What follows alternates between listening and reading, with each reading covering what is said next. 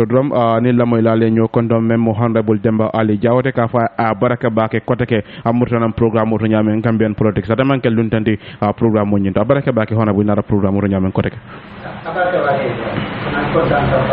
training programme to ado wati nata jang ka contane ka participer da at least ni Gambian ko ye fendol discourse me yalon ko ngamira ay sulo soto mol bele so contanta bake define ga traja ora abaraka bake akamunde drum janding lumamu esanjay anim fanang honorable Suleiman Saho janibe kafulam fi studio to komantonu meet the people store akamunde kere moti mi yalon ko ikaka ke nyamen imamandi ko president o kamen komandi abuse of incumbency wala ngabe sira ngo men kan ka tamandirol ke je mi yalon ko amanyinya this time around meet the people store yaaje nyaadi la kabira commencer ta fombe nyin tembo mento well temang falindri jije dal aka kenu nyame aboko dal ñinam fana abe wala ñama drong mol bes ibe mol encourage la ka politique ko fo anim fe yalon ko amen te dal te ngamira midi farmers to abe tam jamen teng definitely anyanta falinale ala Kenya anyanta falinale because sang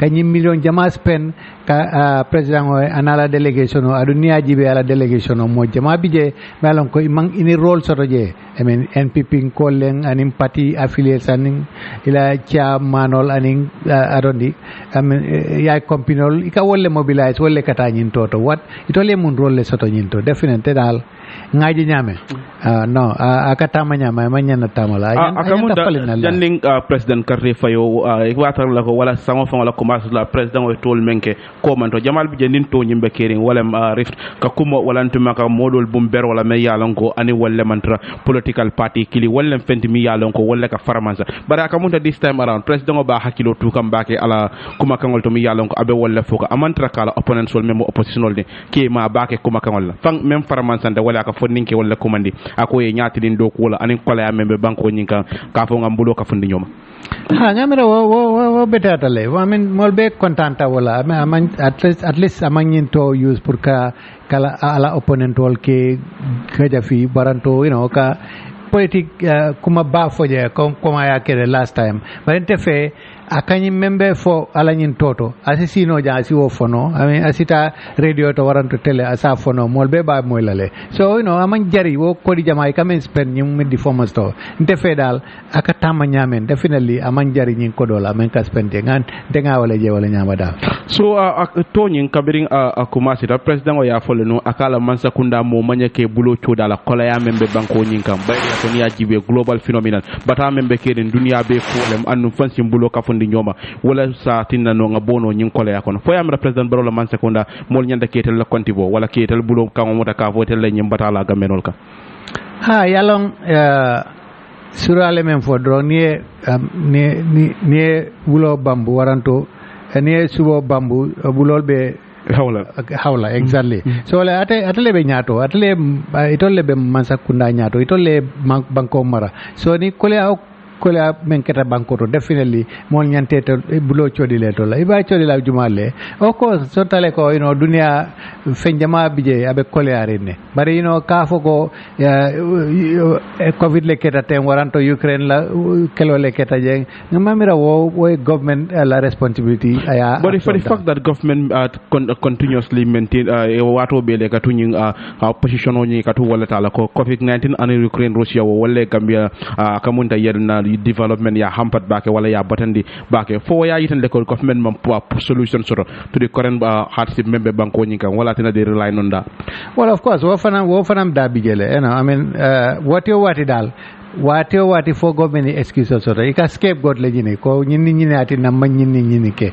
bari nte fedal aman ke excuse beteti dal of course molbe son tale ko dunia be koleare fen jama be kerin dunia to amang ay problem di mo jama la bari defente ngaji be ngalon ne ko fen dol bije Masakunda la katole man futa woto wala na wal fulmanke amanke ko covid ketale waranto Russia boyta Ukraine kan ni hani wo covid manke no waranto Russia man boy Ukraine kan ni Masakunda man katoke kawo solution oke ate solve nola ñi lokun nala Mosa fo wala ñi dimanche men kana Mosa tenen men kana na memba ka wala be kala ngoti mem 4 December president Adama Barrow gagné basoro amonyol kam mi yalon ko ani wallo ta carte foyola modol bije la miral nyal fadal dol ko president Barrow wan iya amantara do ko wala banko man trakata abanotole bar president fon ko matal ako men yalon ko wolle kate mantara do ko wala kamonte be kuma kansen wala fokam fuy mam bo holol ni silol je men yalon ko ay wolle da banko nyi kan kabra kara president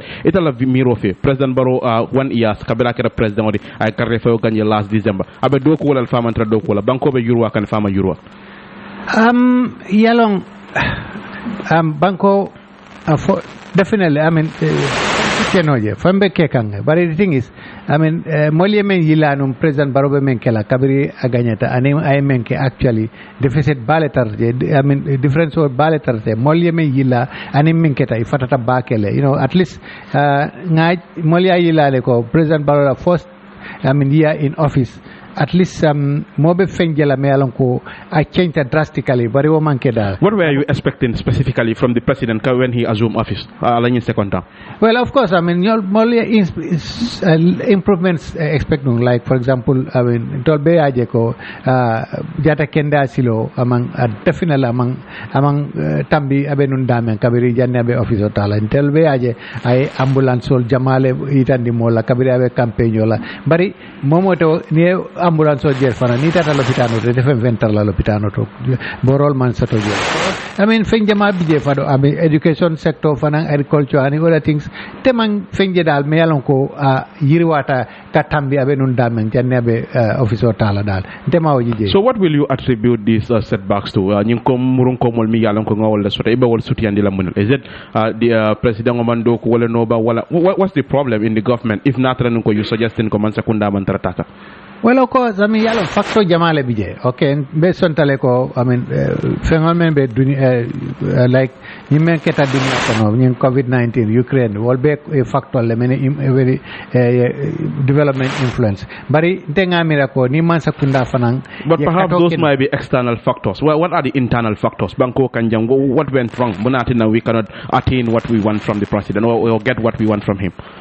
Well, it's again difficult to pinpoint kafuko nyine atina I mean menyanta kela no womanke but tenga mirako mansakunda lakato adasatale definitely tenga je nyame adasatale if nyanta fing jama kela no wo manake o imake anyama waranto coordination of an coming for different sectors ministerial and other government departments and coordination of menyanta kele tema pour ka je ko fe wala nyomoyo ko ko nyomoyo I mean wole wo fanan dasatante fe adum fanan masakunda la ila interaction ani ini mol sulol ka address nyamen dal nyamera wo fanan dasatante fe dal fenjama bije dal nyamera wol dasatale of course mo safoko katobe sila dolto bari dal adasatante fe adasatale ma foko imam fen kata yewa kata kanne bari adasata bake jant fenjama la nyanta kala mim manke ora abaraka bake honorable yes esa abaraka bake na programme to nyamen ko reka abaraka bake Ibrahima very good munebe Allah dularo banko nyin na tamandir nyaado last year the university karango be nyaade alhamdulillah beje mba doman kan say mol buka kara euro ko di well euro ko buka kara bari buka kara euro ko bari modo ko kam badane kala bladol to like faraba kara classes laje in Gambia dal institution da jamen betama kanyama so university mantara ko okay ka commencer drum honorable dante dameng ngbe men foka wolem sa lokun kilendo la woltu da pulaya si sanji kelem president Adama Barrow gagné basoro amonyol kan mi yalon kan ni wollelo da ka president yaji ne banko nyin kan ala manda fulanjango nka men fo wolem banko nyin modol biye mi yalon ko ika mantra ka yurwa banko mantra ka tanyaro president president baro fa la foroto ako banko nyimbe yurwa kan fal nyaman silol je al nyaman boholol je ay mensing ani ambulance wol mi yalon kay wala di community la pour ka tani nation ni ni lan jurol soro la sate woni kono ba ko banko be isine sefan abe bulu sen wala kono itla atla foroto itla miro fe banko nyi abe yurwa kan famantra yurwa kan. Okay, abaraka bake nkombe murla toñin tolo kadi. Yeah, of course. Okay, fine. Ngamira ku mata bake pour bari yeben folem sanji kilin kana si pour president Barola 1 year timma ala sanji timma kabring ay kato gagné Gambia December 4th. Anda ku mata pour nga tentendirike kabring president Barola man sakunda na tan second term la mun kullel keta achievement all challenges and all that ngamal al bafo kan komen okay development dol keta maybe ndabe banko men kan atol be men kay man killing because nte nga president Barrow elect men na ngata back to 2016 nga elect men na wolen to embark on reforms in this country, institutional and legal reforms anyanta ke wol neke amam fenki economy alon ko mosa safo ko ay nyafa sile because near jibe the laws that were in this country kabriya jamela jamano luwa kini wala be banko kan draft constitution of his government has failed woefully to bring a new constitution for the Gambian people nga carte fa jamala ke Gambia jande using the 1997 constitution, using the same electoral law me alon ko belu to jang ya jame ha ko luwa jawol luwal ñun mam bete ba luwa kini wala be Gambia banko kan jandi ni na institutional la reform sol melfo security sector reform moma kala long ima kunna fenyalong. Okay, civil service reform moma kunna fenyalong. There is no reform that has taken place in this country na manke ay commission on melandi jana commission me alon ko parete la recommendation okay, we saw the selective implementation of that recommendations, those recommendations, and in TRRC hani sign yes government the white people bondi, but the action commitment you will be aside, but action you must sort of follow. That is one. Ni another infrastructural development na kamel for. It's very sad in this 21st century in fact one could call them third class roads. Ndemalon tolka mun sila sifa ledina anabe infrastructural development be silol men na sila jumal le wolti. Well, you can point out few. Nina tanang bridge bije in URR me along ko infrastructure. Silo that is silo la silo juma. Well, I see silo fele me along ko be older. But that's what I'm saying. Sila manta dulato. Amam pare follow. More master to use. Yeah, hakalan silo soto. Hakalan silo be mintole. 25% completion. Sila jumale. I sila. You told the project jumale dati jang.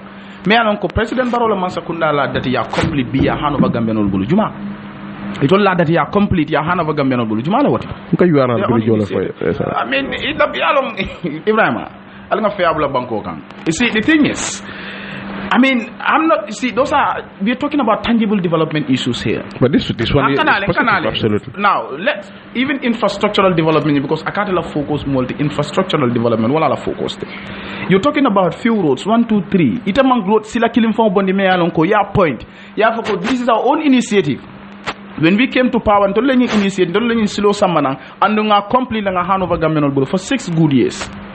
Do you understand? If you can even point that killing full amantambala, bridge ikamel for killing full amantambala. But now we are talking about development is not only about infrastructure. Human development is essential here. 53% of the Gambian population are into poverty. That is what the latest figures reveal. Sidula kemo kono, sidula talul nin saba, will be before ala kono nyimbankoka.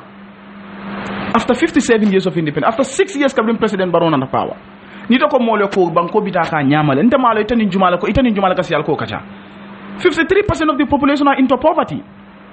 We all know what is happening in this country. Economic situation damanteng, but we look at even the security of this country.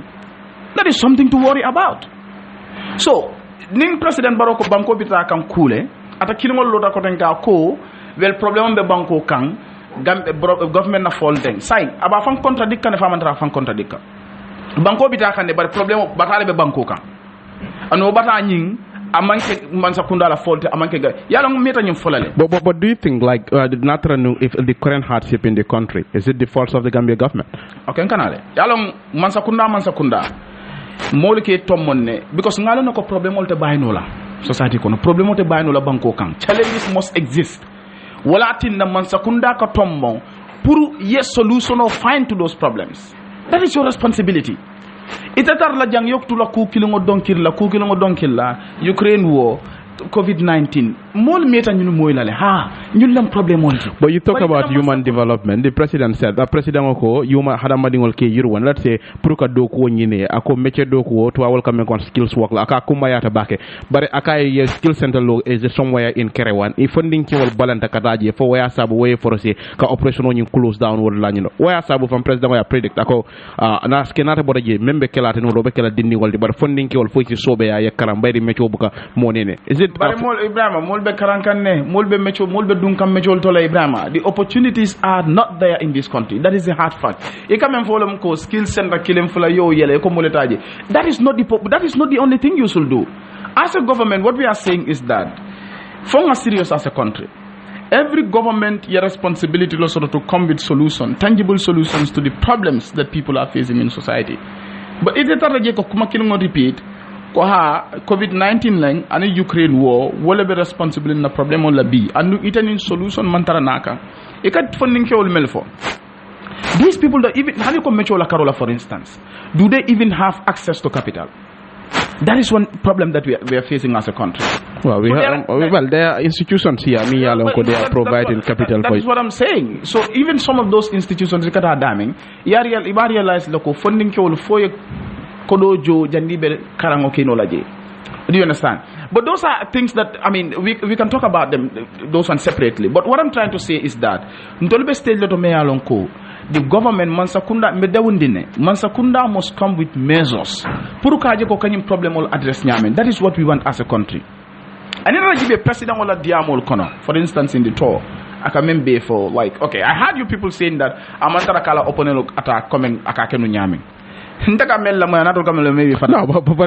it is completely different because politic time that was election time, so we expect it to be different.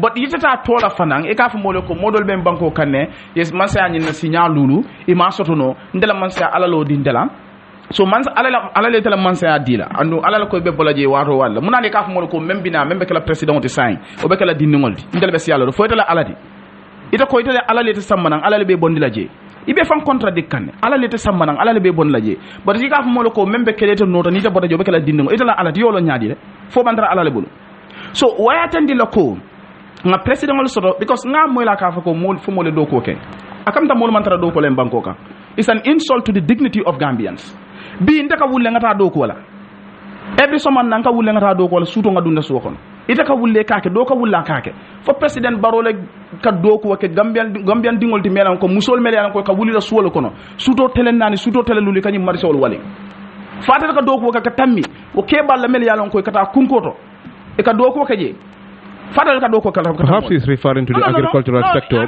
bari ni ajibe farming agriculture memfo yalo nyofe albe bankuka mo la nyim fonye me yalan ko he was a honorable member of parliament akonye ko most of the time menkake andu lata la ko Mansakunda ka tactically use ni ko bi jambando 2500 itoliala no ko the actual price is $2,000 but be fintela ne ko mo 2500 isa ni mol di am da don chocho wata do ya tele ko hanga talal $2,000 wata the actual price was $2,000 bi senela fuaro be ka seno ke nyim banko kan because ita ko do soto nola in the sense that bi ni be jambando ko $2,000 ita sulata jambando boto tanna that is $20,000 yo san jambando damal ku ko tangol bije other expenses beje ite be men yalan ko foyo but that, I think that is like if we are serious about monetizing our agriculture na agrisenola fanala card sambani jaman laban silola then upgrading from subsistence agriculture to commercial agriculture it requires a lot of cost but that's what I'm saying Ebrima what I'm trying to tell you is that it's not even about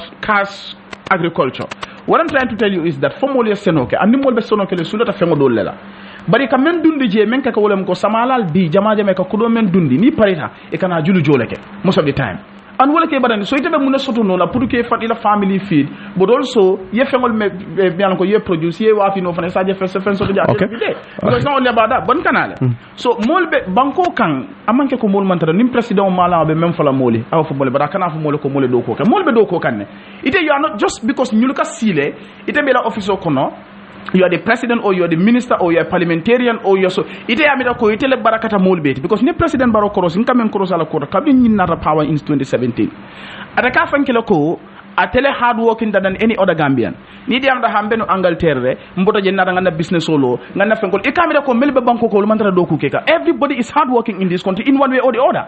We're talking about even solar demanding, but even solar we're talking about salary increment in this country. The gap between the rich and the poor are just increased. There is no minimum wage in this country. Gambia is probably the only country in the world may along minimum wage for Mansoto. $2,500 you're talking about the speaker. You want the speaker to receive $130,000. The president $350,000. So, $1 million ko be doko and wolka doko men ka skeno speaker biko okay, askeno president biko okay. But will be the police officer melka lo silokan. Kabin somanda for tilo boy. Tilo be lole ko kanje lungo for president Barrow hard working ta woltima. But they are receiving meager salaries $3,500 wala $3,000. So ita funo la molio ko fonga wuranga doko ke molbe doko ke kanne.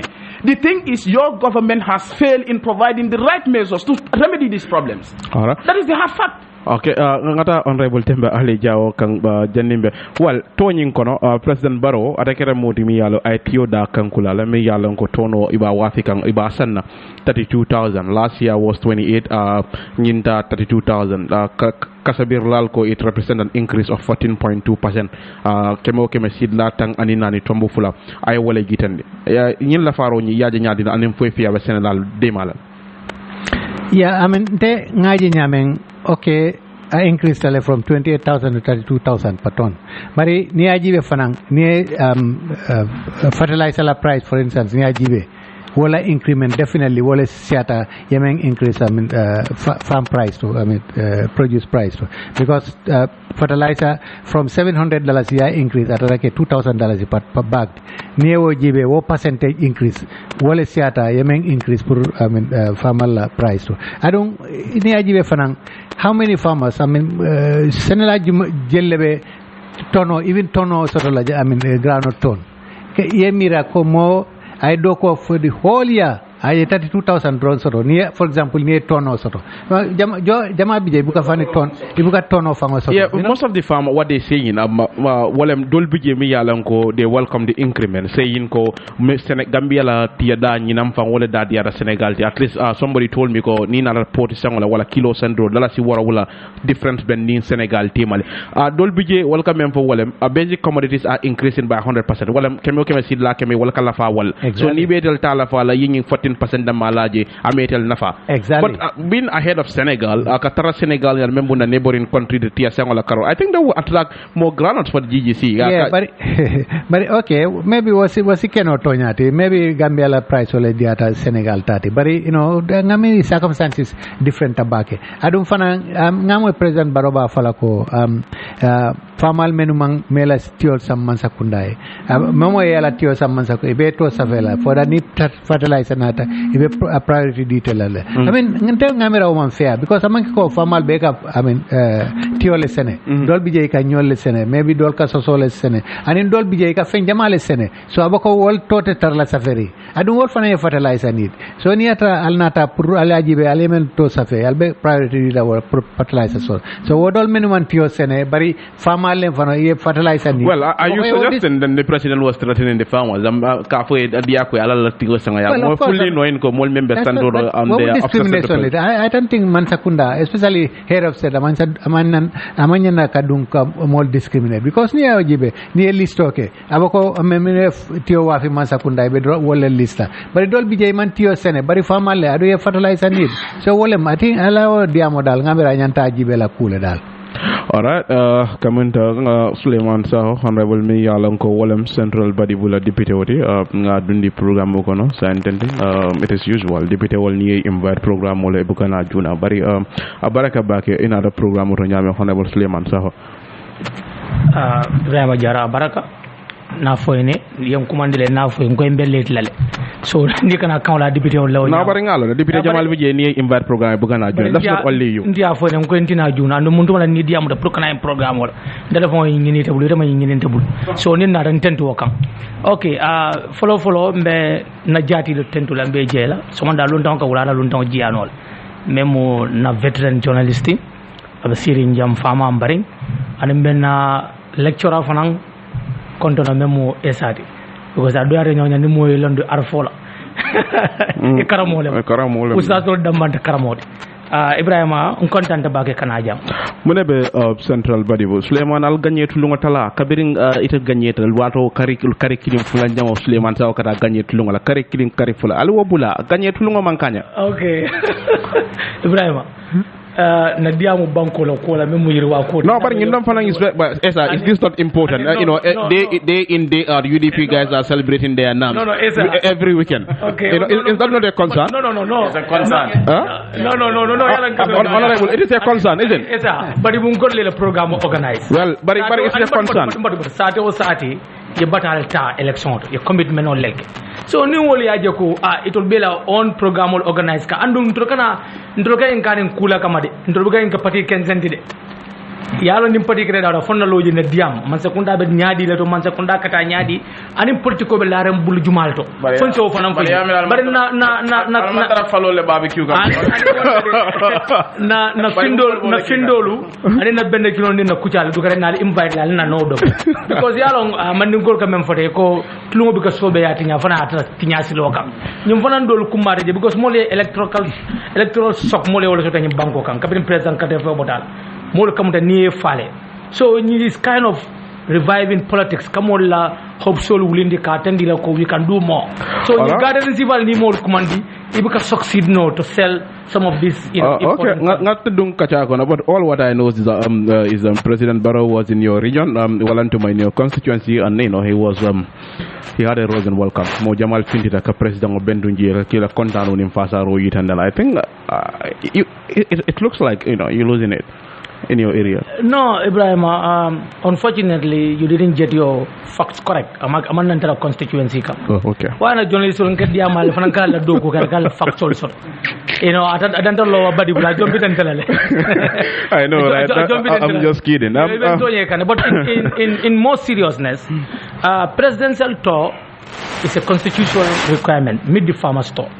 Pour kata fota Sénégal ma. So pour Sénégal ye fintije ete yela moy mamira jawyata.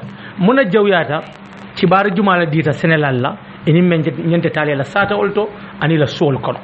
Ye nal tara kacala kono jang. Yes. Baro men dita je to kono. O ci baro dol bi je wul man ñana fala. Because Mr. Jawaya fo jande. Ni tiyo jibe tiyo da ani jambando esa fana jambando fajan so niwol jibe president bi nti amere nata tata Sénégal walé anyanta mu nekela wala mu indi ko ñimu fact finding nati ci ñanta Sénégal bulalele diamu bata membe kan ya danti ate ala technicien ol même agricultural minister and other teamol to take note or to respond to issues because bi Sénégal la tio dolbi je they are very poor quality ground. Sa ni daga fu mole ko alkana la tiyo wa fi Senegal ni momo la tiyo wa fi teyin soto la jiji si muna be je memba nan to la tiyo mba wa fi la Gambia ko la jambano mambe de momo ne you understand yes no fana mole ko jambando ñi men wa fi ta amanka so fula ñaw fana mo munati wala mo ñinti ko Gambia ka mu nek ground la bi ka mu na soto tiyo bala because ñaaje subsidy be dila niaje be fen kuntule ba lala jambando kan iba lala Senegal ka wala mu ñinti ko ndol di products be mel soto la agricultural products ñante kele ñaadile to add value to them for example tiyo yakaram da saro wato e ka tulo bondi jele e ka rakalo bondi je e ka ngati bondi jani fenjamal biyo kasoto non to latiyo bala ba anon to latiyo research ya tandiko aflatoxin beje is not needed in world market so big man sakunda ñete mi wala do mëna substitute no la groundnut farming do groundnut farming ak ko do di molele asembo war but alternative way of farming or substitute groundnut farming ndi amen to man sakunda ñanta wala prioritize la bi dunia kono konkole be je ka me food insecurity andu teke so mo buka sino ya fayda kono yañi nitul be si focus la wala ko tiesene man ko ma ko jamban that's not the solution. The solution is diversification in agriculture.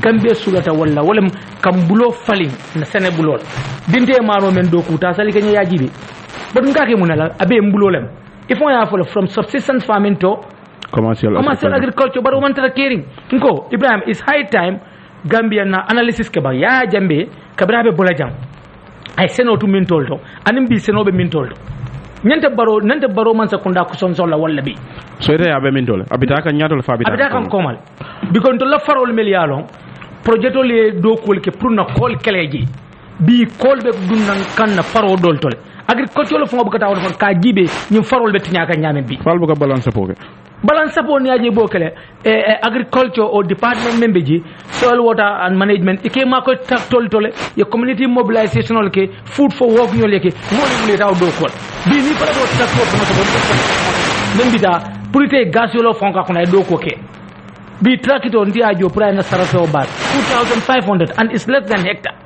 sa itiam la senela jumala bo afford nola time in time out with all seriousness ni mansa kunda mantara pareri ni mantara lori senelali mantara opposition kuma foy o senelal mel tata ji kata o mitin dulal mo ntebe siri ne manta mitin dula bar namol bulal yel mel tata ji anu kabri nata yela contane bal yal tan di president la diamot Ahmad Baya falel limbintu ma bekere opposition député al kalta bar so la scotu national Ahmad Baya ko invitation ko kinyana na bang nte mama ya fo nyeme bunya be mo mento di dara je nyewo ne mi rawte di fo la nte baka taw all right akamunda national assembly budget estimate mi yalon ko alandita al nyakoto me yitandi roke dalasi billion tal saba anin lulu men siyata woti pour ye ke fendi mi yalon ko asike banko wala dapan soti mo jamal bije mi yalon ko e komata mo yela mi dal yalla yitandi ko nyim budget o nying is agent social justice sanko wala tamandir nyay ka men commande distribution of income wala kodo ka tala mol tema nabe talala ka mun da man sakunda ibe ko kanyango nyanta kitira no kodo di la ebe kodo di la mol la nyame ka di tambini len tilin wala anim fana be yalan ka be manta be ngo yelendi la banko di ngole banko nyinga bari ko mo woje budget o nyinto ay me yitandi walam natara mem mantara ka fanka maya men be santo ni mantara ka fanka maya wala kodo nyimbe fita ka masakunda la do ko wolto amantre ka murna banku dingol kan komi ye bula do ko wala je nyame mo jannim bita nyato mune muy tela texti budget nyinto kabiri nya budget estimate kabiri ministerial karangal nyakoto lokum fula komanto Ibrima kabiri na budget oje na sok sotole na ni kuya sotole andu follow mul tentu la mel yalo fane korosiroke yele ni kuya tande nyim budget la ko Ibrima ñina mun na sanji woroto député bongoto but na sok men soto nyim budget la karola na soto fo one supplementary bill men na during the time of mambre ni sok ni wala kadanta bari minister fon lota ko we have a secure economy na banko la economy ni be sasaren ndol solo ta jaralo la minister statement o be fo bi janne ne karan dibitol nyalale dibitol ya jele afon ya karanne banen dibita tandiko minister fon ya fa ko the 2023 budget estimate has been prepared based on the objectives of continued recovery and building on inclusive and resilient economy. To this end, the draft estimate is anchored on renewed commitment to strengthen domestic resource mobilization to support the provision of quality essential services in agriculture, education and health and infrastructure. But Nina Tajibi, Minister Fonlanyi's statement is contrary to the budget. Okay. Akamunda anim budget o nyimanyoje. Because I say munake senelali ay munake senela fantal anna fa agriculture fondal soto international organizations bari into la banko la commitment mu a percentage for agriculture ma ko yo be soto at least 10% wonya de tan o mantaraje andu député Clinton ba fa lako imanyin kala muta o maji foni be kare din keno o ni kari dinga fani baka furundi ko ma domandinke mol menka fanko krosi banko nyinkan ya yatal deputy bungol tumi edin and abedin the executive ke fasa aninke makoy ka banko la fanko nyinka kasara o kuma sitan kabiring minister sidike ta yala plazo azum kutake anatanda ne an supplementary appropriation akala taka karifa jolle lafa mais yalon ko ate fanga ya sefala notole ko inflationary pressure anim pan expectation mais yalon ko is a determinant of supply and demand wo kara fendi mi yalon ko wol sababuta fo wol selata sando andu itel fongo ma manan kunno in the first place muna yal bula nun ko manto al yalon banko la fanko be sasaren ate fongo ya fonun ala kumol kono during that supplementary appropriation kombe silo mi yalon kombe wala kam fengo la daka fo nyanda ka talal mais yalon ko ko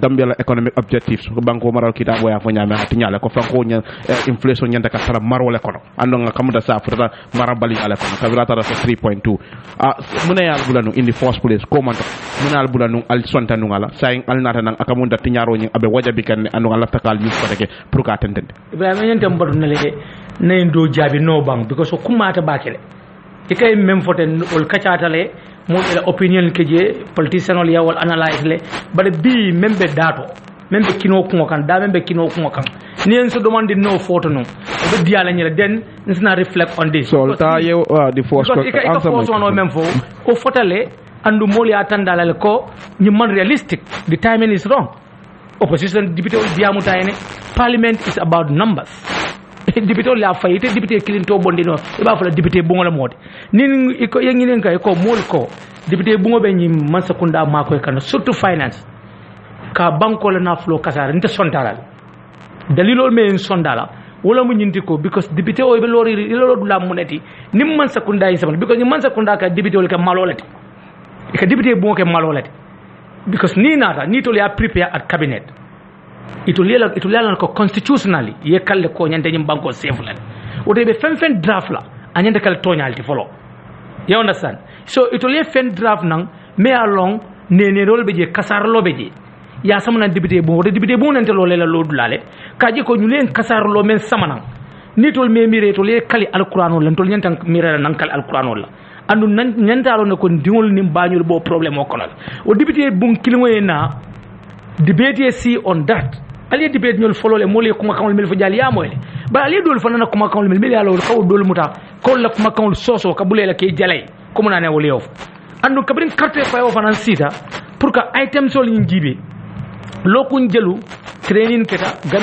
participate ka député ol samba hotel auto ke karandi ke budget ola ka tandila ko the social sector ala trial investment o ke je femme mbati nala banko ba fan samba no la nyame député kilinti je memba fa la ko mo law so ni o député on na mfutata budget to naje ko op datta wala folo president office wala ko ñin député bon na sok men soto je ma soto député bon because ntol fifth legislature ni na ko be nga make sure president's office na kuntu is on record kabira ala mid the farmers store I increase there was a time they increased it last budget to 10 million yeah we reduced it to 6 million this time futaraje I until for first proposal was sent to the chair because nibe dume ka fone chair am speaker we voted on it 19 said no it should be reduced 29 said no it should be maintained. So it means it's confirmed. President will meet the people. It's confirmed. The budget is approved. The budget is approved. So coming to the office of the speaker. Jannim bita office of the speaker. Yamira nun ko natra député bongo fango keta multimi yalango etel fango ko di jama ba landi ifango yawo dundi budget o nyin kono way kebe o mu budget estimate yamire be moral authority sotlale pour que executive scrutinize ka foy ko albem silo men ka amanka sila kende kabring tinyaro be commencer kan député bongo fango nga wolto foye wala nen ka foye ko e be député o ke malol lelti ye use ya understand because yala ni na that side député bungo is an independent institution like judiciary and national audit office ibikela budget o samba finance so itol député bungo ko ila dokula men beje 30% increment salary increment because so 30% do imo soto but muna le boso la because that 30% was meant for civil servants all the time world ni ko ibadile la député bungo to melbe do ko la je fitar la lemba ni ñin dol wo se mirano le wo se understand no but député all form civil servant all lelti ba député all man ka civil servant all kabirin to le ñin kibaro moy lumen to le ñin kayti folo soto we told them categorically clear this is practical impossible and wala nam balantanu minister kabiri ko be tawbulat laji first time ko no minister ko la take home was very small ni na dajibe ni other institution fine mo be la fran kay fufuro ay te koto but ikajibe le banko be nyaadi banko la fanko be tembe da jumaldo mbalanta wala that time bali nela allowance wala approve le so that ila take homes better kabiri nyim fanan ko fintita député bungol 30% for NAMS ngo what are the justification député ol tulo ben nale député ol mel fana monsonga ko le tlo bendal nko why this at this material time minister fo nata kumbota jang ndol député ol nyanta mbal mbatu ndal folod an nata adjustment obe kala nyanta kala really salary restructure net because tonya Gambia député olu eni député do te temeno wala école la banko le économie fanko be nyame la fanko maka fen soto no bar janni wita nyaato so mo kuntunde ni be tembe dato mar ne mbay programme badu rek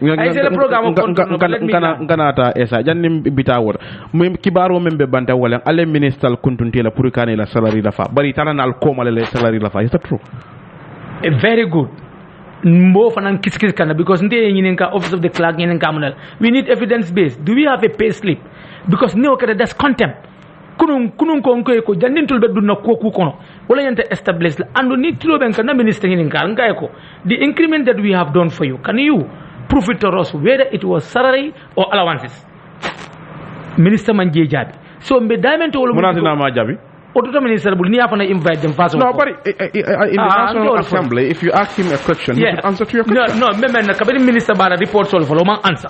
You understand? May Nama answer je maybe we follow up ni financial okay no as a responsible judge. So you are as also a responsible National Assembly should also put him to task. No. Even if I put him to task, there is no force to tie him to say what he wants to. Oh well, for minister, no, but if you allow me to learn, I'll tell you. Well, I need to give you a break if I need you, Dominic. Let's go to Esa. Yes, Esa. Kamunta Deputy Bungo Yela. Jolandi mi yalon ko fa wala minister nala multi yela budget estimate ñi landi la député wol fana itel lafta ko wole tama ñame itel fana nakarole fana yalandi e ñakoro dama yalon ko ay yitandi roke ko office of the president 2022 approved budget was 788,736 kata 36,715,057.95 way wala yitande for the office of the speaker me yalon ko wona toto warandi bake mona ya sabu député wol sako kabirim faru mala tuma njaay ko mata non député bu ngodo ka foy ali fonyo kal fango fanka ma yandi do balla député bu ngola nyin simfanya me yalon ko ye wala ta mol watila ani ni masakunda be watila wato mi yalon ko banko be kol yaren kila dépense so sikandi santo te ngay mena nyirandit la abaraka bake ngamira it's important that we have Honorable Suleiman here so that I could also send the back because at the parliament and ngamira ala diamo kono we are able to learn something and now continue to fan we'll get more information but in the sularing information jamala ni na budget estimates in parliament me anko minister present in parliament comme nga fo ñamen doron ko ntolbe stage lo to me alon ko in our development ne be complain kan ko na economy is in a very difficult situation ko no sante I 30% men fa ko mata auto fono because député wol manke civil servants solti iko civil servants 30% député wol podine ko nyandal la falam fanan kan hani they are not part of civil servants. Okay, that should be very clear. There's a difference between civil servant and a public servant. Yeah, that's what I'm saying. Yes. There's a difference because civil servants are the ones that are recruited and employed by the Public Service Commission, while public servants are the ones that are recruited and employed by their boards or their institutions. So deputy are not necessarily part of civil, although all civil servants are public servants, but not all public servants are civil servants. And I think that should be made very clear.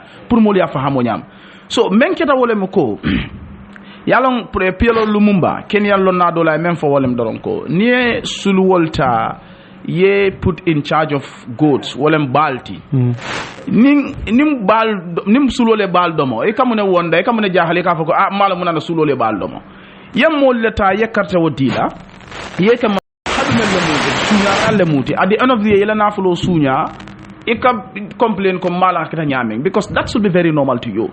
So what is happening is that it's unacceptable and very unfortunate that the statement of signing proposed budget or the estimates is presented in parliament. And it's good that Honorable is here.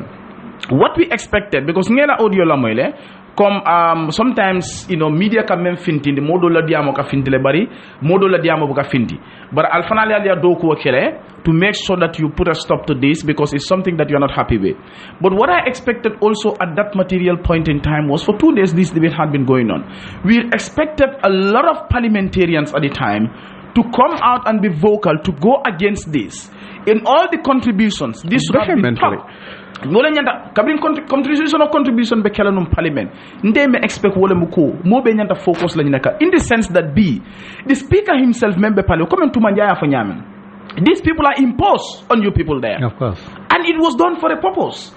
President Barrow political damaltin na ay fabakan tombo njara ni sidi njamu da tombo ay parliament. And what they are doing is that ñu yalon ko sako tombo njara be keba kan ñu manka dindi ni say. Yalla ne be damento walinkan. They just want to get themselves rich overnight. Tombo was not rich under Jame. Tombo was nowhere to be seen. Tombo was not close to the corridors of power. Just because Kabiya Jame Boraje moment sort of member party Malanku no la and at Walanda APRC cannot even contest the election because Fentebulu. But now this is an opportunity for enrich. It is an opportunity for Sidinja Fang enrich. It is an opportunity for all those people that are imposed, that were appointed in parliament, that were nominated in parliament. If parliament B, Purke Fang enrich no nyame. Walatina, all the parliamentarians should have stood vehemently to make sure that this does not pass or this is not passed. But niya gibe deputy that's waka megitandi wala mo singin karo ke ni member honorable Dajawo nyinen kala. What kind of National Assembly, especially this 6th legislature? I mean, just to conclude on that, because member je wala nganyim fole no akoyata modole honda ngena fenko la moyle yoko gambe no liye kuma fo le jalay lo ngim député bon kay bolole nganyim fole no akoyata modole honorable Madi Cissé ay njabi la no ko if we are not mindful, this will be the worst parliament gambe na men produce nimko worst parliament amanko ko every deputy member lati be mela do ko la don't be je yes ngalo no ko some people are there men ko they are level headed. But come I mean for one rotten potato can destroy the whole bag. At the end of the day, inte bondi knowledge because deputy bungo nim vote keta hanata non ko nyindol balam ba fala ko deputy wala ñu loi pass. So te bon knowledge ñin deputy bungo membe je doro wala mi ko ño kam fando la katara je mol be je le mel yalon ko they are there to push a specific agenda and wala be batandi kan. And to an extent ngamodo la fanan so do mel yalon ko they should stand to make sure, in fact, they are in the opposition. Many are independent candidates or or they are independent parliamentarians. But in Mantare Lodula Takam Puruka Joko, President Barrow left in parliament, Puruka that influence someone in parliament kon Akana Soto. So maybe they will oppositional Bejele Barimansia, but Nika for the Numa, all the opposition parties, the independent candidate, Bankola interest GB. At the end of the day, Barrow will not be able to get what he wants to get in parliament. The parliament will continue to scrutinize, to check the executive. But Barafa was on the statement of B. Ikafako speaker la communicate. Yala Fenko increase from 630,000 to 1.5 million. $800,000 is plus yola increase. Ala communication allowance is increased to 108,000. Akamda Karokari Dallas Vili Conondo. Yeah, Speaker $9,000. In fact, more than the salary of some of the civil servants. So I mean, we are in a stage me alonko B. That wala net maninkol kafmen no keba dibi kono lola.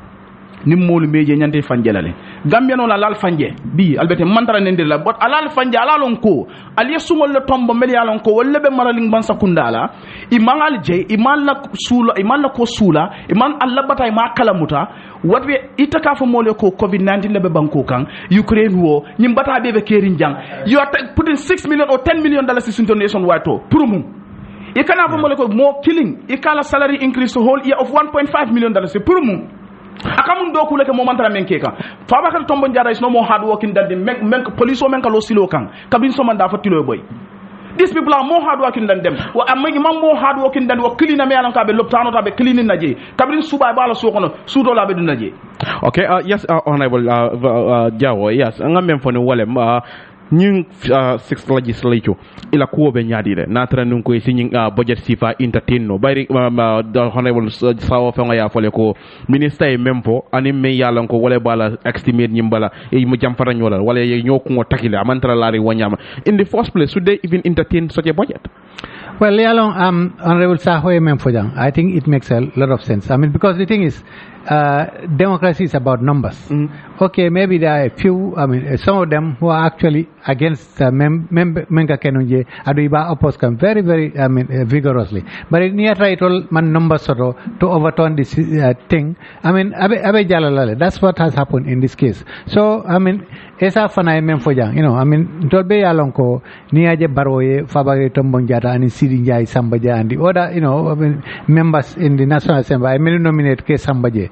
Just to boost his numbers so that in the National Assembly, Allah interest wrong, we always have like, not the interest of the country. Definitely, any budget give. Honestly, it doesn't make sense. It's a real criminal kind of a budget near Ranyim pasta. You cannot expect all this money to go to one individual. Just pick him in the street and take him to the National Assembly. Impose on the National Assembly. You suggesting they're looting us? Of course, this is looting. In fact, in one of the budget items, robbing allowance. R-O-B-B-I-N-G. R-O-B-I-N-G. Robbing robbery. Sunyaro. So, O-B-B-I-N-G. Exactly. So, it shows that definitely these people, this is criminal. I think government is careful because this is causing a lot of resentment against the government. More by, definitely. Ila hakilobe tatinako nying government menubije, itola posol yewole fonka katambi, bankola interest. So, what is the way forward? What can we do right now, in your view? Yes. If you allow me, come in, please. I can say a few things about the office of the speaker because SI Memfode. SI Memfode, because of the pressure, Kabiri Molota, Melia condemn to Manjai, Madi, but you can go through the list or the video. Ibayele Melia criticize those who are conscious enough Kalonko Nimanke Tonyati, Ulota Ulio Tandi. So, because of the pressure, I'm not in the authority, Madi is not in the authority. But Kabiri meeting on Kunu Janim Bojero Kapas, they call us. Mariko, look, there is no negotiation in this budget. Let's call for salary restructuring. The speaker cannot be paid for this. What are you talking about? The judges or minister? It's unrealistic. Let's start from the president. Mariko, if you cannot do it now, they say legally we cannot do it because we cannot touch the president's salary legally to cut it now. Mariko, then call for salary restructuring. Do you understand? So that from the president to the last person, in order to reduce the deficit. So look at all these allowances. The speaker is 1.5. These allowances that you are seeing here, they are not realistic. Absolutely. Do you understand? When the former speaker was here, there was adjustment on the allowances, of the speaker. So why not we maintain it until the economy is stable? But I stand to be corrected if I'm wrong. Covering F-Pac tare la GBRO ke iparita. If not a mantulo manso. They said ko your budget mel and the second euro la carol was inflated. F-Pac brought us into this mess. Because F-Pac... That is Alaji Dabo and his people. Ndolia expect like F-Pac need work kalel. Needful work. Because the former F-Pac ka kuntule. Follow on, if we're in our parliament, this is what we work towards the deficit. You understand? Ni F-Pac la report mo tandi. Ma fo man control kele ko control kele office. No nga menyininga. Fo imo wo fo no ko the speaker la official. No. They didn't talk about it. They didn't talk about it in the report. Later it was we demanded for this. When another budget session follow. Members demanded that National Assembly budget we need to see it. That was the time, adjusted copy natana. Fabakar officer is now registered 1.2. This allowances allowances on the nominated members allowance is cut off. Is taken out due to the pressure. And in some of the budget item, but in other monakala, allowing responsibility allowance, you increase. And I ask those who are following the session, we ask, what are the justifications for this? Do you understand? The responsibility allowance was 300,000 now to 420. But Kabiri Alafa, Kabiri ye do kuntu ye constituency responsibility allowance for nominated members. Fabakari was part of it. Now it's taken out. It's out of that. And in one of the allowances, I don't know, 2 or 3 yemen kuntu. Nyindo emuneka wala yo inflate. This 420. It was increased. Yes, to 480. So then I asked why this. You understand why it is? But the problem is nkamem fale wala munyinti ko ali député sifa juma ler ki député bongot. Imagine when people are debating on issues. Ye député also they call wurere foke neng. No, but saying, let's just focus on FPAC. FPAC, you have it's a composition of president or deputy or any opposition deputy. Tell us how FPAC operate like FPAC is mandated by our standing order to look at the estimate and lay a report. So committees, they do their bilateral. Agriculture will do their bilateral with the ministry or the ministry and the team. The minister and the team. Normalement, last year, what we did was we look at the budget found la budget and we ka sonne na kuntu. Then nina savings ke ni lafta eta daming. They can do that. So nina balance to the JMA savings go submit FPAC. So FPAC ka ya compile. You understand? So this time, ministerial NILA committees, what they did was they didn't do any deduction within the ministry for a saving, but instead, sending FPAC to request for more allocation. And the law says you can only reduce and add, but you cannot add without reducing, without making reduction. But the plenary has all the power. FPAC with all the works, National Assembly, the final say is from the chambers, from the plenary. Ni FPAC mina do koke, but we expect nimbe kol tandikang deputy wala je ko ni nyanta kuntulal. For example, president wala to ani maintenance of buildings. How many times maintenance of building allocate la? Vice president's resident yo ko di civil milikeji. Muntuma len to vice president's office betala renovation hall. Even the military, the food that is allocated for military, let the military be involved in agriculture. You understand? Also produce null. But come and see the reaction and come and see the voting, the type of voting that took place.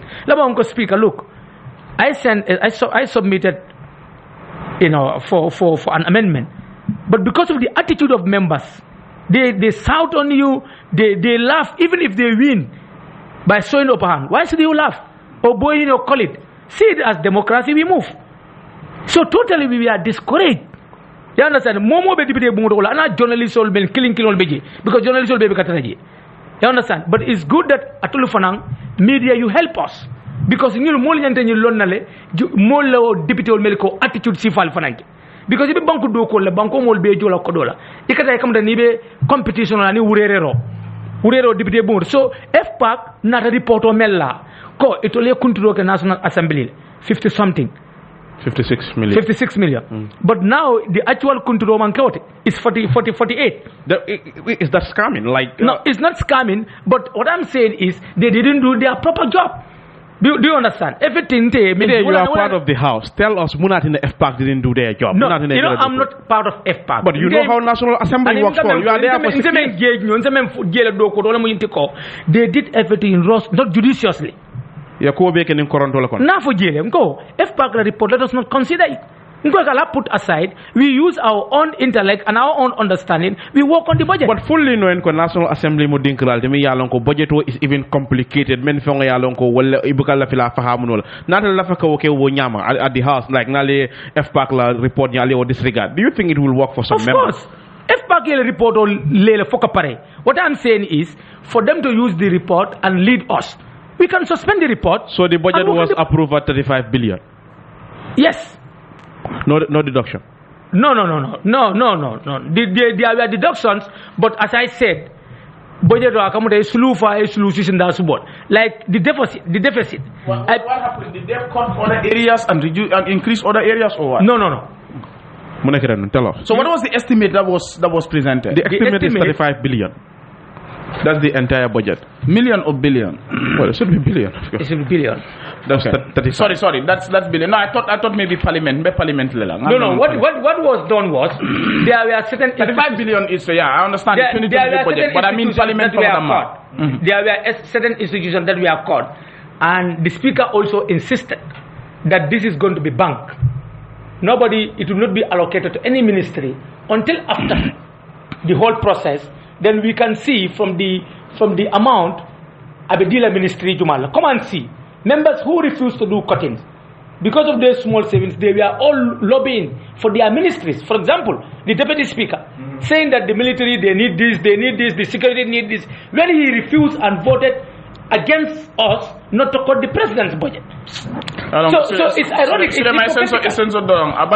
hypocritical. So I'm coming for the near Bejibe, a baker Messiah.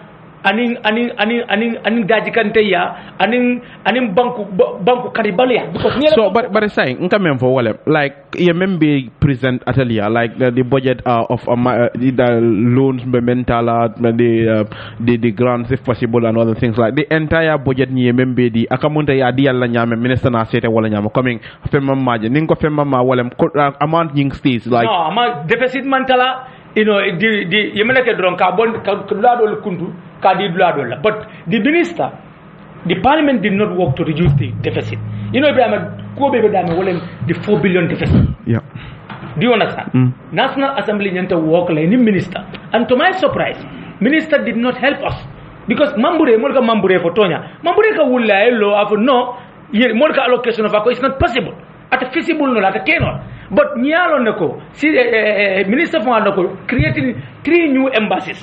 That's a cost for the government. You understand? So minister for manya na sonna nyina kabirin you proposal gra nyenta balana anu natanda ko nyimanya na kala minister. If he understands what he is doing. No, I understand it, but we must stop political patronage. Once you are appointed to a position, you took an oath, serve your country. And not before the doko lebe balulale men mantra palasol to mantra baluka. So but it's high time Gambia is the only country in the sub region Mealo is not moving. This budget Ukraine wo telephone la Ukraine Russia telephone avec COVID-19 ça a été invest into economy kaji ko kodoyi na même bat na tourism booming no nyadi na seno be yirwa no nyadi so ntolu until we move nowhere as far as but the ordinary Gambians are going to suffer again. Kobayri akamunda natara nunko deputy wol ni la speaker ni mo ko tengol wala poso be kuliyari. Many carre fa wala be tendena ka bata. Nyim 4 billion deficit mi yalanko wala yele la mi yalanko minister la faka julota wala pour kala hajol topato. Afai any reason yitandi why do we need this 4 billion? I reason not, but for a reason Tonyate for Tonyate for whether is tangible. Minister mentandi wolomunyintiko. They expect the economy to grow. But how? How do you expect your economy to grow when you don't invest? They don't know. Bari ay kam fo como foi la banco sa ni matra en place je balu e be balula le Suleiman yalla modol balen lando nit ñi place on de wolte balula somebody like the deputy speaker ye ban karangola ibe nim politique fenko la kono doron political petrone ja balula wala bi nim president baro ya banda manta balula because karan aman karan. Do you understand? This is the hard fact in this country. Nga mo la tombo mel ya lonko. Londi table faham table ita baludu la koten table. Ni boda politiko ko la dorong ibe konkolale. Anu membe je the hard fact of the matter is. Konkotol si ata indibite bu ngono. Konkotol mel ya lonko be nyinindiro le be domoro keno la dame. And what I want to suggest is that I don't know whether this is within your powers, but it is high time that you people start thinking of introducing minimum wage in this country. That you go in the sub-region, you talk to people like Gambia man sub-region a minimum wage sort of. Like you are living in a dream. Campaign slogan. You cannot just tell your manifesto. You don't put minimum wage there. I just don't get it. So we live in a country nga sungol le mutange tombon ko alkenyato at the end of the day na banko na kodo muta ya sunyanka wanda muna na beke yes let's talk to Kex Kex Katara he was at the assembly I am all update demanding kala so ko dol la me yalon ko walla be kering anin nyanta ka fenjamal mi yalon ko nyanta walla London deputy bu ngala ko woto yes Kex ba live King FM radio 94.7 baral wal hakobon Commander Kexmantara Mantara in position to talk. But yes, ngata short commercial break la ni muta na ngatenten kachala King FM Radio 94.7 member program odi kan la wala Ebrima Jarare men bem fe studio kono wala Mr. Sanyang political science lecturer University of the Gambia, former Minister of Information Communication Infrastructure Honorable Demba Ali Jawo and Finance Padibu Central la divito Honorable Suleiman Saho wala bem fe studio kono ngata short commercial break la ni muta na ngatenten kachala hanbi nyabe lorin dame wala divito bon kono aliyal dabula programme nyindo bayri yatal lefe ngota mo programme nyindi natra nungo kana radio to janga programme o jikka jam mo buke la moya kamunda na fata tarla radio lola wanyama ala baraka baki al kabula programme no manyame alla ko mandrul kamenge programme nyindo akadiya mo le baki alla contribution o nying akabete ya baki ka fale ala baraka baki ni men be studio kono drom ko teke ka fale wala Mr. Sanyang Honorable Demba Ali Jawo anim fana Honorable Suleiman Saho me yalon ko wolen upper body bula central body bula deputy oti fellow studio kono sentending ka fa ka tanyin drombe num be men fo kangale wolem budget oti mi yalon ko wolem banko la dépense oti men yalon ko fa minister ya landi da député wol nyakoto amamme bake kamunda mbe wole kacha kam bak mbe wole kacha kan sentending andum wonyama fa ka valer drom kamunda yang modo yang alat sending ka fo kamunda angale kan woni mbe siyakan do man ninke kamunda buka bayno bor nga tala do man ninke bajale men be bantala isa la moy isa moy me yalon ko mbe wole fo kan yes so kote ke budget o nyinto mi yalon ko wolem budget o nyinti minister melandi atal nyakoto je moldol biga kamen nyininka wala mo akamunta fen jamal biji walantu manatra nun ko minister aketa modi mi yalon ko serum walantu menyin sango mi yalon ko be wala kono ata fengo ya fole ko banko la dépense nyin aketa fendi mi wala munafa on kamen soro ajita la sorif ko dol mi yalon ko wala ka bo na de ma balbulo fana mo fende mi yalon ka mam materialize walantu mambula faye député bu ngo convince ke sonde ka fay ko nyinambe nyin haymaro men ke la grand sol wala soro la karola wol mo fenete mi yalon ko be bulala amanda convince what exactly did he said ay mune fon fono no amanda minister fon atandila ko ya himaro menke na fulo men to sotla bantala mako lal mel kamendila o jitale seru yeme expect aman soto banko fon ka kodol mel soto revenue jiare anim finance ni obe fon jibe o fon jitale so atabe muna fola project la kote ngin tulbe lala men na call be soto because bi ni ajibi ndo la fisheries o fon nyande fendum lando la banko e say fisheries la kolom ya jibe jelle dun taway ni nata ready bungol even you ready bungol mel yalo nyante operate le banko ka kallan sinojo Ibrima silla last time mo lafta ready bungol la jam memo abu maronde ad data je nde fon tarje ko emba ko la ready bungol kan pour lansinol te dilela ni se operate sa ite now column soto in the budget ikaka je lansin we are expecting to raise how many $million how many $million king fm damala bo jola fo so ngam fo ñu la budget do nga tandi la ko the projection is not realistic you understand ya ke jelo do just adolem do budget o pass budget o tambita walal budget o nyante jibe la lebe men kre ya nyante kala toñatile anyante kala toñat in the sense that ni wonte ikamol filindile nka ontie Gambia la budget be ka monati misinformation ikana eka fengo fo mole melo is not realistic fo be sot la photo sot non ndango don tol karifa because usually salary be ka problem so salary wol ka jole but na development jibe fo ka talaba na bundal bari minister fo ko abela fla munal wala munyinti ko na services na agriculture na education ni health ay jelle di wala ana muta manyame be kere député bodo kata 3 embassies yele o embassy sabo libol yella o beta cost la jalla andu embassy le fana nyantale ne assassin banko kam ikamunal dundi banko because embassy ma nyane yella kenseng ama nyane kala yindi ko ha boysol bi jele man kayto seto embassy nyade dara jakal tra boysol jibe kam how they move in Europe be kam ani embassy foreign service nyante kala investment hold anyante fenna wulu la banko wala mu nyinti ko kabirin kemesen jambe be je for example kemesa ya traile I link a Turkey for Turkey airline natijang, Bosol for natijang. Those kind of relationship, ikaje ko will benefit to the economy. and in tourism fana nabe caring jumal lemina kana tourism la banko kan so be se fendu no bari nyim budget o mo tandi but budget o kilengo nyindo député bungo do ngataji eko député wol nyanda kam moto le soto moto nyin ate tune of 2.6 million dama yalongo atal député wol be 1.3 million jola million killing wuli keme saba min mansa kunda be million killing jola wuli keme saba. Tell us more about this car vehicle loan mi yala wala afamolia nyin julo mi yalongo yala fakol di alla moto nyin na karol afamolia be nyadi yalong julo have me revolving loans institutional capital okay so mansa kunda fanang loan do be yaka percentage jo molena o manga dibete wol damad and am follow all so but ite fanang me ba loan dilela percentage be taraji refana be menjol dol be 50-50 you pay 50% government pays 50% for you you know dol be sadila on credit you use it you understand so at time is it 50-50 no until we pay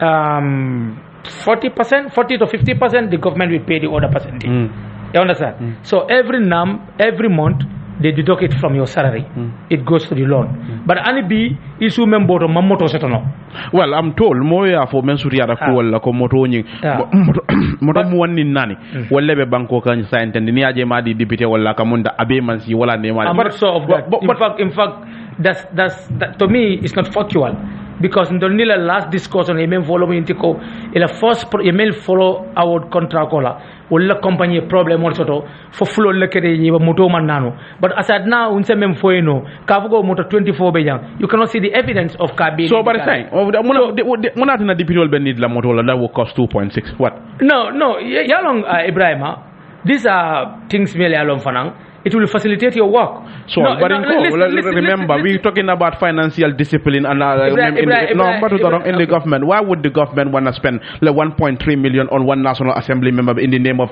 Laftaka Motula Dia Marila? For what? Ibrahima mafoko lafta pour kamoto di mantra moto di kamari la okay ite ba joka na te ba joka is that not kodomi yalon ko wala sorry can I land kodomi yalon ko be wala lale te la 50% o nyinga is that's not coming from Barrow's pocket that is coming from our coffers Ibrahima director ni minister kamoto men borondi sante jalle la we're talking about you people who should inculcate check and balance in our system and make sure aliyala atatra kaje ko financial discipline ay tara man sakundal tamandi nyako in fact this will be bribery honorable no it's not bribery absolutely it is no you don't understand bribery no honorable of course it is no it's not bribery honorable it's not bribery ngamira mbe so bulola janne saying no but this is the point 1.3 million man sakunda yo jo atole the remaining jo nka men question wolem ko I mean okay for instance yen nke loan design 1.3 million dipitol nyanda jola now over how many year period la ngi nyanda jola because dipitol la time of a tam le bala whether it's going to be paid within the period because dipitol dol be just can wala lusi la sidla whether they're going to pay at the end of the day or not that is problem but another problem I mean sort of come Ibrahim ben foka wolem ko we can't have in this dire economic situation we can't give cars to dipitol abalanga tamani ka motodi dipitol wala me anon ko abita for million kodo that's a million right 6 million I mean at some point no talk about government contribution let's say government contribution 1.3 million man sakunda o dundi député o kunna for the period of 4 years pour kamoto fenga I think that is just too much it's unconscionable there should be a way of trying to aliamoto nyini me alonko adama njawi awo nyama I mean hana to ko abekela $1 million is leti government ye 500,000 dundi atole 500,000 wala government 600 atole 400,000 dundi wala moto me alonko 1. In fact I'm told the deputy wal moto sifa mi alonko lafta wala dile la minister ka moto sifa mem borandi ko sifa la nga ye mem fon okay so Ibrahim well you know we have come in but I agree ka foko motola cost ni yajibi but this is purely administrative matter but you should be out there to tell them for moto honorable parliament inyanda wulle lo ya fo ko alla nyi sembo wardale ala tala in fact moto nyim fa damu 2.6 la one should ask that question because Gambians are fond of inflating prices for us aspene bobe ke kan ni no thank you very much Ibrahim yemen ko esa the purpose of kacha wala purna nyosa kilola banna cool improve no nano nyame nson tani la yemen foko because kolam be caring ni ko do de Suleiman Sawa ndeto moto sa exactly ndeto moto san you understand député o do lotale ya fo ko al kodo dim fon la meta moto sang ko hani de ate dila lade because député o dol fana ni kodo dile pour eta moto sang ibe kana moto sang ya understand iko from history ye mankara ali la moy katal keta ko di amula may ko do sol from history ya tandi ko iko dol di député o la pour moto sang député o do tata moto men sang iko ikrawol push westfield dol fo bi ma sam mu meke andul the essence of it munana man sakunda fanan ibelle fla pour kay facilitate killing pour dolbe livre daming ila dokol but yen pick up gel it help us but wol fanan nata nyaadi esa na ma lotal alcohol fanan man fiya aman seneya let's go to honorable Jawo. You see honorable sodoro ngani seneyandi because akumata bakele kamen foten motol mel ditanu that was what opened the floodgates of corruption in this country wala bundaile but coming it kamen foten ka kodo di député wala altale moto sang e mamoto sang woman ken tela hajiti woman ken mon sakunda la problème oti we give you money to go and buy car pour moto sa yana do ko la na diate teta moto sang waleta muso nyini waleta korda sang at the end of the day sulata menna wolem ko you must come to work absolutely wolen to la hajoti yeta moto ken do sang e moto ken de sang e ka pousse westfield ka jumal la constituency bi who will celebrate you to say ko na député o fela ni moto nyima bala na ta mo la Suleiman honorable nga ngema koy jang yalla membe aton at the end of the day nal me keku abal batandilale because 1.3 million pour atol yo bondal la salary fananto every month akadi dok askeno modol bal kono fa be batandilale so the best thing is that al kodo di nyulla hanabe kala 1 million or 500 al kodo di la me alon ko ali alon ko moto kendo se soto no nyin konole for a period of 4 years is abori ndinole get this car nim menta de tat 90,000 motos wala really talulu moto sang o mu la problem ni ke pus tonte bula wala westfield what we are interested is that you must report to work on time that is what we are interested in. Yes. Honorable, let's go to Honorable Jawo. Yes, we're talking about moto. Me alonko nte am calling the bribery. Ko be député wol duku kanne because ni ajibe wolem ibe moto sankan député wole mol mi alonko nyanda ke kontibo. What we have been seeing here wolem banko dingol fongo man kontani. Minister kanyi moto sifal men borondi ni moto daja woli ka men borondi banko mi alonko ko man kodi soto. So ni député wol fana lafa ke mulunta yawo sifal la kanyi moto sifal sang. Me alonko alabe tarla jawyaren italbe ka talante mojo la man sakunda talante mojo. Fo be banko la fanko nya abe mako e kane wala ita fe ngoy woji nyaade okay de sontale ko député wala motol nidle for de pour yela doko ke nyama definitely mobility important tabake bari price of fanam wo fanam important tabake I mean mamira député wala expensive motor sifa need come six cylinder or something so demanding tagala foko mamira député wala mani there is no public servant from the president to I agree because here nobody needs an expensive vehicle. Nobody needs it. Yeah, public money is involved in this. So ngamira moto nyanta kila reasonable amount. Desonta wala, but definitely I agree ko député wala botol ye motol needle. Adung honorable saho e men fo fanang pour ka kodo dila ka fo ala ta moto sante ma support.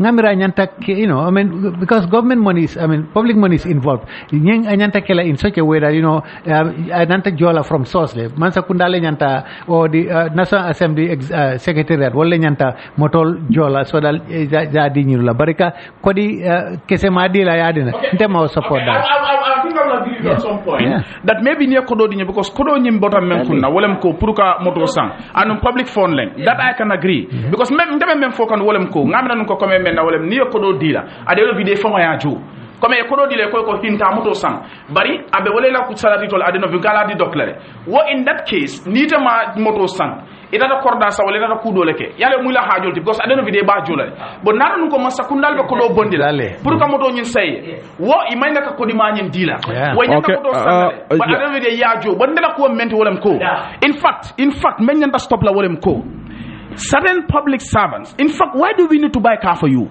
ninka salary do dila mbo every civil servants are in this country man ko fawon la kay la ko do bonde moto sang and so nimbe man sakunda bo fenkala at least anyanta kala reasonable price lede man nan ka moto daja wol sang de bo safa kare mu député bi kata banko dol do député ko bula tereno le kata do ko wala Even some prime ministers. Some prime ministers are doing very Kabirim Thomas Sankara na Burkina Faso in 1983. Ala salary letala and salaries of all top civil servants. So ngala menyanda kala biato le nyanda kala tol nyalti.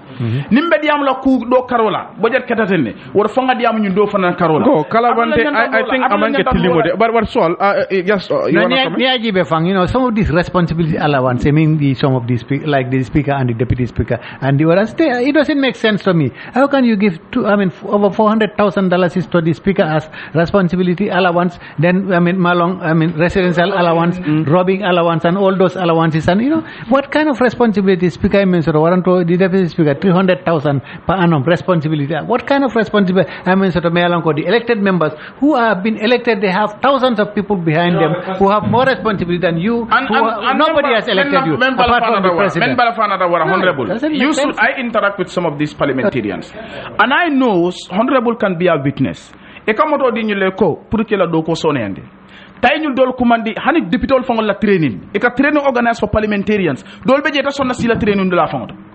They are somewhere. Yana training fanka do nga jele alla parliamentarian do len tafala. Amanka elected one otanda bora la ma fon la yalla bari bu ko ni kala bande ya okay ita training dula ya futaji iman sonka iman na in the morning from on time you just came to the year to register do findi data konto ngoy sido ran joru wato e na ye joro di la to yafindi la no abada yale malaka ka to bari yalla mbe menna bari bu ko nabe ke ba kana kala bande ya akamunda interior so ministerial many yalanko Ibrahim la fa correction clean la ja come in andum yalon mo lebe siri nyamele londo soto e ka fo dukonte well I will call it yalon duko menti Ibrahima ñol esabe janne electoral mati andum Dr. Jaw fa nambe jan duko ye fendi mola whether cash or kind price fendo kay and so how do you call this one? No. The government may indin tolle. Aiding and abetting financial malfeasance in the government. Yet you come more commandi ka wanke dukot. Nanyola mo idron because yala mo jamal be la mo kele. Well, so I will call it that. If you think you have another way of calling it out. I'm making a correction. You are wrong to call it. How do you want me to call it? Amanke bribing. Akika commandi nyade? No. It has phone bribing. You cannot call it bribing. Incentive le me along. It has been It has been in institution. Like for example, nitla boss jang ina diamuta pour ye kalonta you understand and depend la boss te diamulanda de kalon na ko but you want into a bribe it's not bribing and amanka ko barol be indi kantolla o minister la be indi kantolla so it's either because na modol moy audio moy ako ye dibitol duko kana moto dila president baro ma moto din tolla de it should be clear yen ko you should have the moral authority sorry can I comment mbadu ngana kana mol mislead kana ka sidi kana sidi mbadu rek sol kana sidi keta nyako ka fay nyimmenke nyinne nying amambet ya ita fonga ya fole ko fankobe alhalo me damambet so sai almanya ne moto sifa tala bari ta fonol ko dukole wala yalon dukoy definition o sotale andi dara karam bon ton kana mol filindi ani de me filindi ngam mem fon I stand by my word ko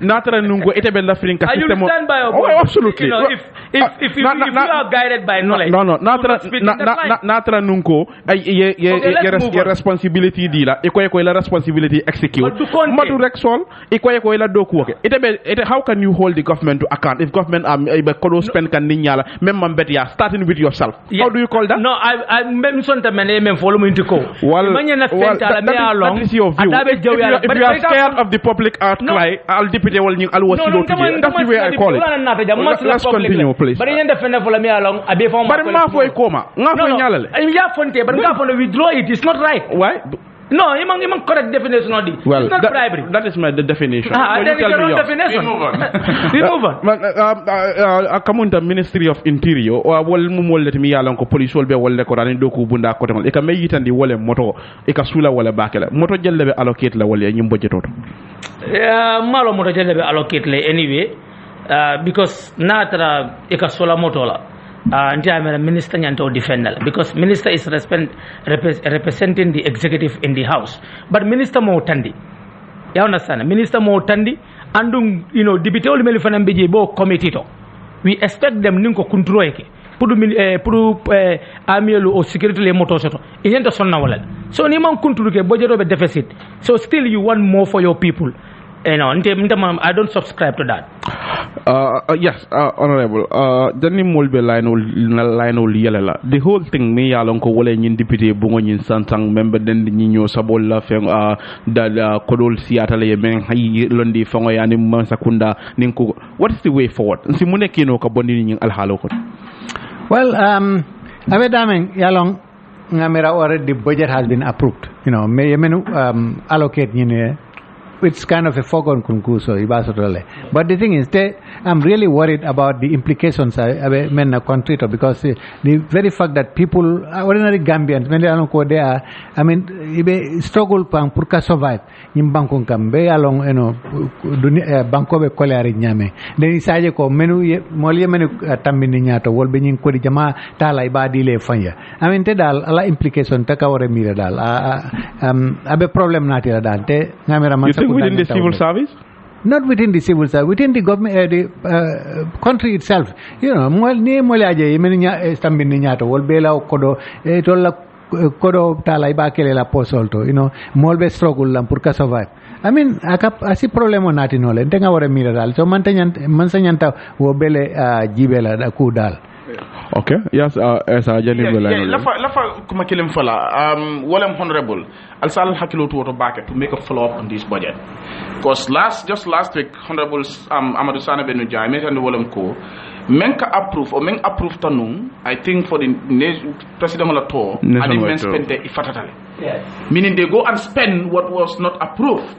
And now Ebrima ka fo ko kumol be finde kanne comme maybe albe investigation ko lo wala ko alma me approuvé daral ko male ye fangol la fenkol la fa sa kam da wala yes membe ke nim manke ku nim follow up manke, and that is the responsibility of journalists and also you the parliamentarians pour ka make sure ko yenyum ko follow up because aliya men approve ñu la budget estimate la samana atol bi ya kuntule dula dolto alieni approve at the end of the day ni manke ko mbi dakala bolem ko itole men estimate ibo lo mutale ya spend than what was approved men approve that what is spend la and wo bekela another big mess lati for the country, especially in the economic side of it. So I think that is something that you really need to be very careful about. Yeah. All right. Yes. Na line ol yela water 9947 5122 947 wala number timbe commanding laltal lamin 9947 5122 947 wala number timbe commanding laltal lamin 9947 5122 947 wala number timbe commanding laltal lamin 9947 5122 947. Hello.